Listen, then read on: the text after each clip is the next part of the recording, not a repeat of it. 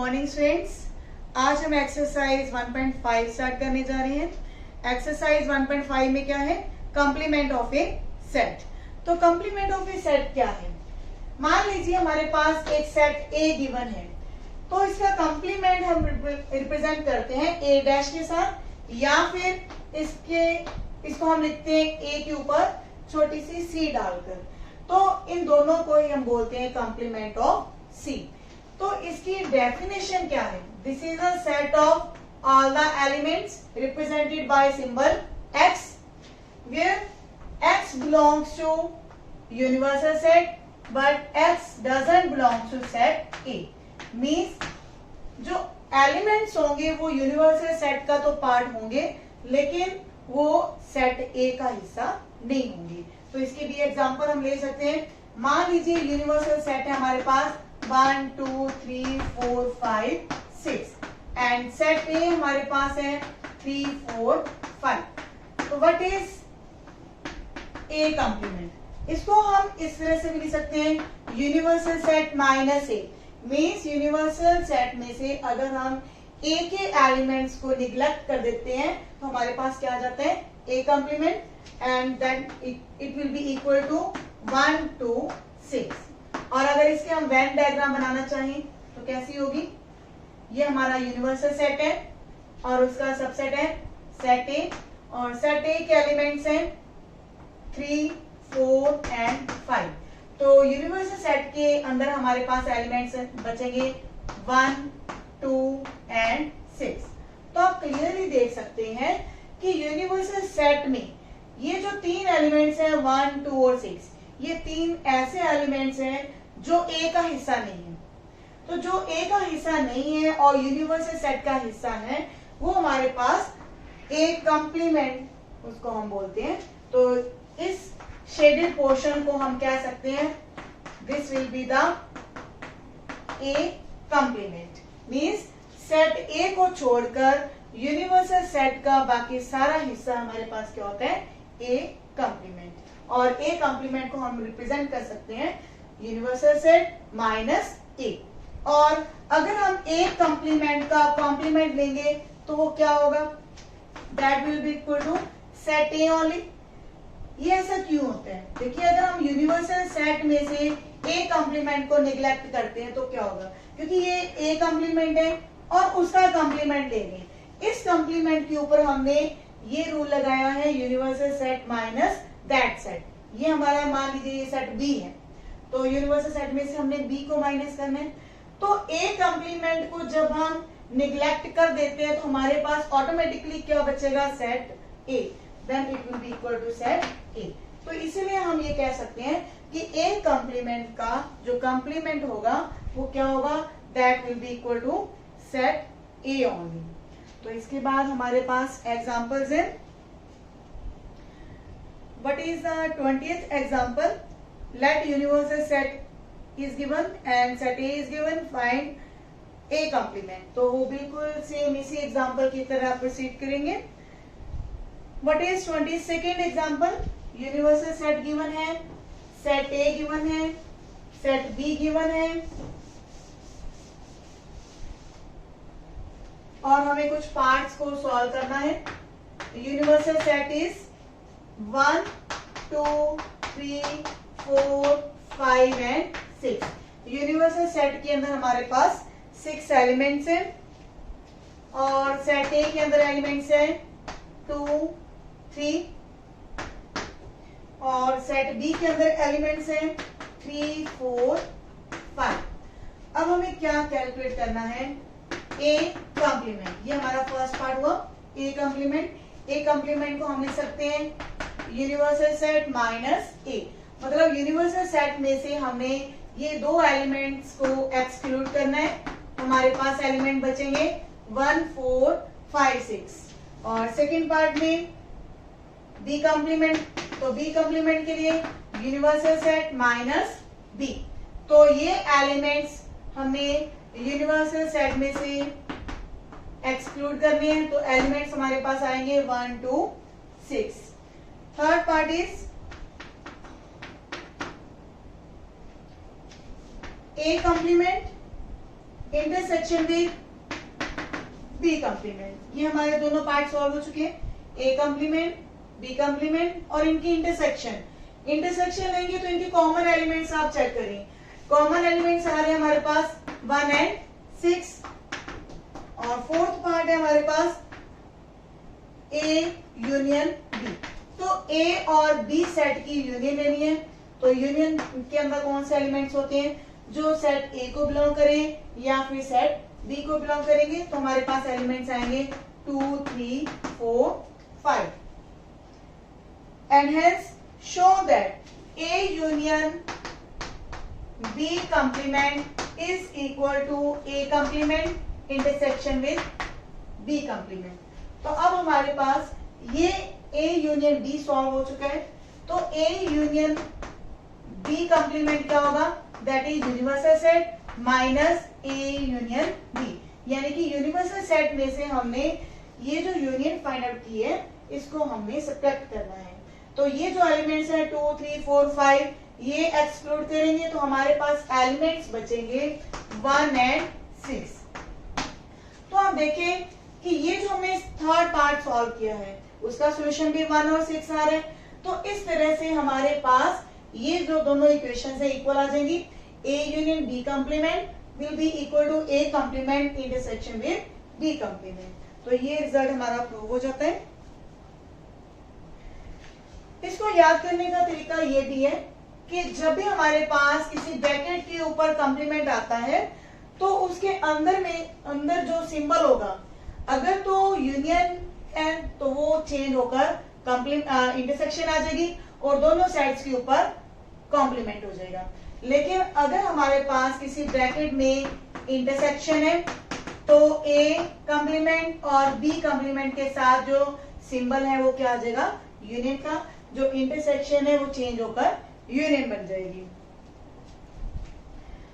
तो इसके बाद हम एक्सरसाइज के क्वेश्चन करने जा रहे हैं। इससे पहले कुछ प्रॉपर्टीज है कॉम्प्लीमेंट लॉस, वो क्या है, A union with A complement. जब ए सेट की ए कंप्लीमेंट के साथ यूनियन लेते हैं तो वो क्या आएगी, इक्वल टू यूनिवर्सल सेट। उसके लिए हम कर सकते हैं, एग्जांपल ले सकते हैं। ये हमारा सेट ए है, सॉरी दो सेट नहीं है हमारे पास, सेट ए की है, ये यूनिवर्सल सेट है। इसके अंदर ये हमारा सेट ए है और ये ए का कंप्लीमेंट है।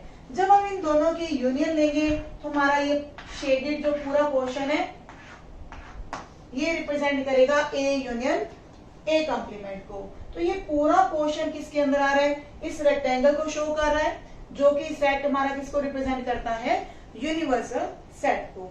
और इसके बाद है कि अगर हमने A intersection with A complement लेनी है तो क्या होगा, A intersection with A complement that will be equal to 5, क्योंकि हमारे पास जो ए कंप्लीमेंट है that is totally different from set A.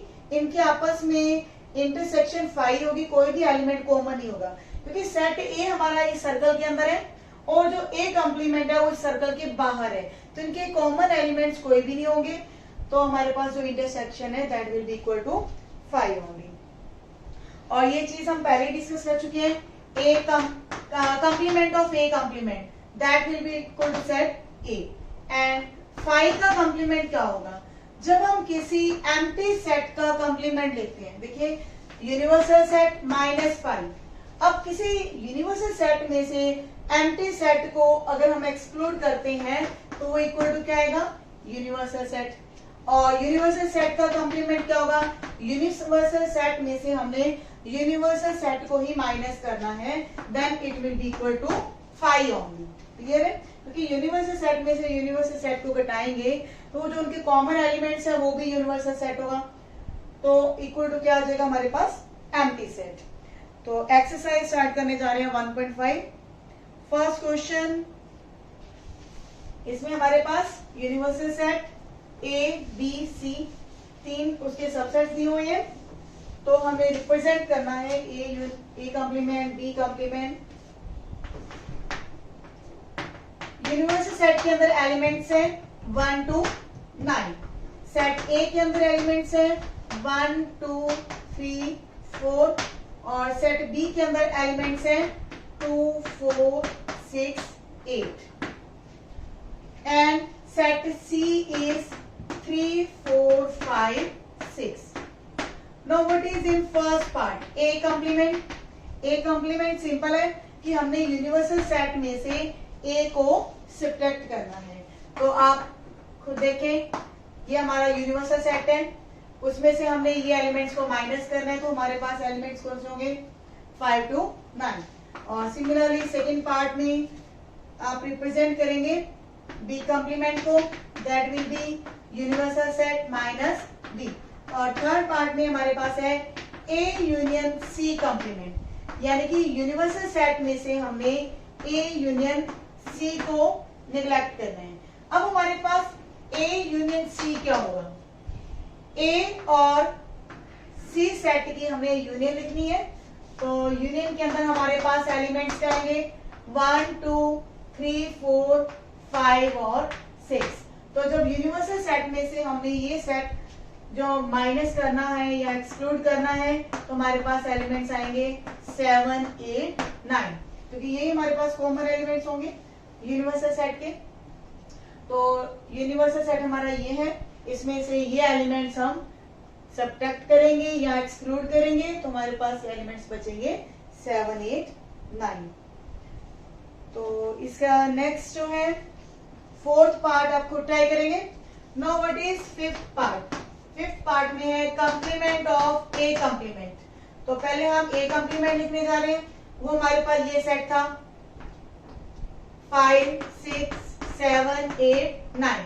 तो हम सीधे लिख लेते हैं, that is universal set minus A complement, यानी कि इस यूनिवर्सल सेट में से हमने ये एलिमेंट्स को निगलेक्ट करना है, तो हमारे पास एलिमेंट्स आएंगे 1, 2, 3, 4। अब ये एलिमेंट्स किसके अंदर है? सेट ए के अंदर। तो इस तरह से ये प्रूव हो जाता है हमारा result, complement of A complement that is equal to set A. And last part is 6, B minus C complement. तो 6 पार्ट भी डिफरेंट है। पहले हम बी माइनस सी को रिप्रेजेंट करेंगे, यानी कि बी सेट में से हमने सी के साथ जो कॉमन एलिमेंट्स हैं वो माइनस करने हैं। कॉमन एलिमेंट्स है हमारे पास 4 एंड 6, तो हमारे पास बी माइनस सी में एलिमेंट्स बचेंगे 2, 8। बी माइनस सी का मतलब है वो एलिमेंट्स जो बी के अंदर हैं लेकिन सी के अंदर नहीं है। तो ये हमारे एलिमेंट्स है बी माइनस सी में। Now what is B minus C complement? तो यूनिवर्सल सेट में से हमने बी माइनस सी को एक्सक्लूड करना है, तो हमारे एलिमेंट्स बचेंगे 1, 3, 4, 5, 6, 7 एंड 9। तो यूनिवर्सल सेट ये था हमारा, इसमें से हमने 2 और 8 को निगलेक्ट किया, तो ये हमारे पास एलिमेंट्स आएंगे बी माइनस सी के कॉम्प्लीमेंट में। तो इसके बाद जो सेकेंड क्वेश्चन है वो आप खुद ट्राई करेंगे। 4 सेट हमारे पास दिए हुए हैं, एक यूनिवर्सल सेट दिए हुए, सभी सेट्स के जो हमने कॉम्प्लीमेंट्स है वो फाइंड आउट करने हैं।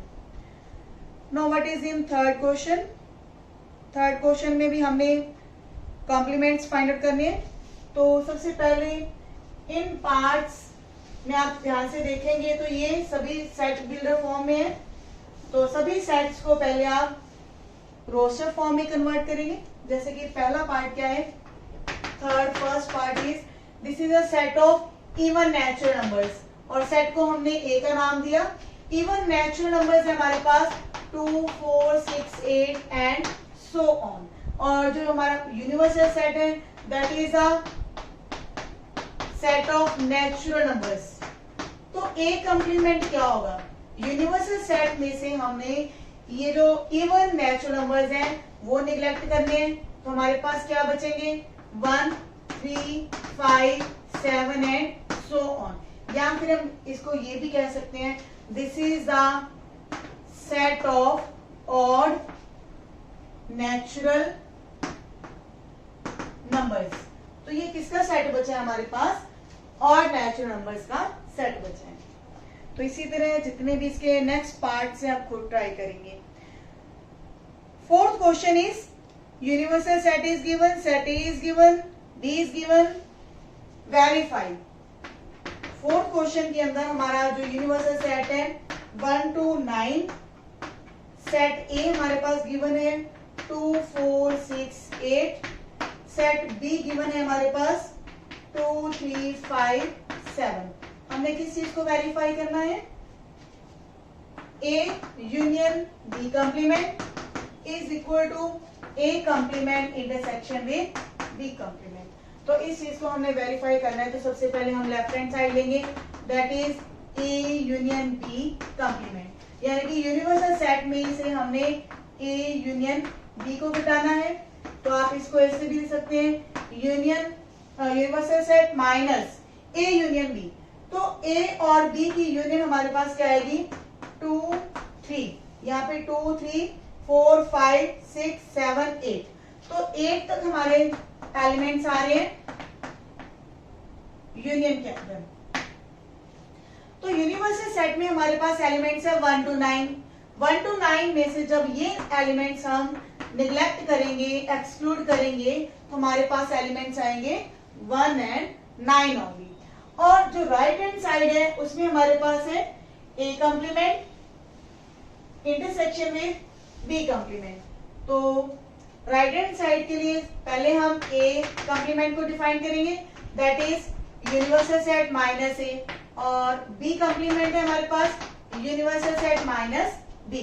तो हमारे पास यहाँ बचेंगे एलिमेंट्स 1 3 5 7 9, और यहाँ एलिमेंट्स आएंगे हमारे पास 1 4 6 8। तो अब हमारे पास जो राइट हैंड साइड है उसमें क्या है? A complement intersection with B complement. तो इनके दोनों सेट्स में कॉमन एलिमेंट्स हमारे पास क्या आ रहे हैं? सॉरी, यहाँ पे हमारे पास जो बी कंप्लीमेंट है इसमें 8 के साथ 9 भी आएगा, तो 1 and 9 होती, क्योंकि ये जो एलिमेंट्स हैं इसमें नहीं है और जो ये एलिमेंट्स हैं ए कंप्लीमेंट में नहीं है। तो हमारे पास कॉमन एलिमेंट्स क्या है? 1 and 9। तो इस तरह से हमारे पास लेफ्ट हैंड साइड और राइट हैंड साइड इक्वल आ रही है। तो ये जो हमारा रिजल्ट है, जिसको हम डी मॉर्गन लॉ भी बोलते हैं, वो हमारा वेरीफाई हो रहे हैं। तो इसका सेकेंड पार्ट आप खुद ट्राई करेंगे। Now what is the fifth question? Draw appropriate Venn diagram for the each of following. तो काफी सिंपल है वेन डायग्राम बनाना।